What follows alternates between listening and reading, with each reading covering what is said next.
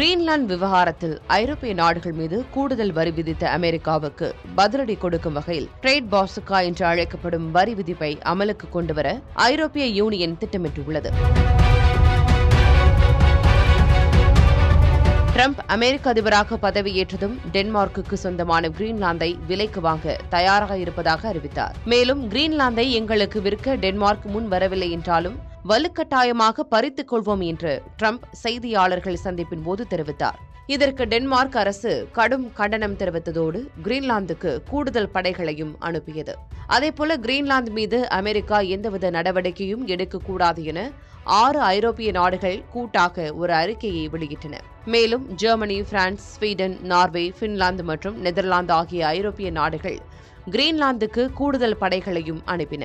இதனால் கடும் ஆத்திரமடைந்த Trump Germany, France, Sweden, Norway, Finland மற்றும் நெதர்லாந்து ஆகிய நாடுகள் மீது 20 விழுக்காடு வரி விதிப்பதாக அறிவித்தார். இது ஐரோப்பிய நாடுகளை அசைத்து பார்த்துள்ள நிலையில் ஐரோப்பிய ஒன்றியம் 107 பில்லியன் அமெரிக்க டாலர் மதிப்பிலான அமெரிக்க பொருட்கள் மீது பதிலடி வரி விதிக்க திட்டமிட்டுள்ளது.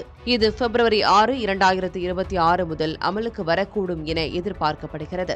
ஐரோப்பிய ஒன்றியத்தின் ACI என்ற வர்த்தக சட்டத்தை பயன்படுத்தி இந்த நடவடிக்கை எடுக்கப்பட உள்ளதாக கூறப்படுகிறது. ட்ரேட் பாசுகா என்று அழைக்கப்படும் இந்த சக்தி வாய்ந்த சட்டம் அமெரிக்காவுக்கு பெரும் பின்னடைவை ஏற்படுத்தும் என பார்க்கப்படுகிறது.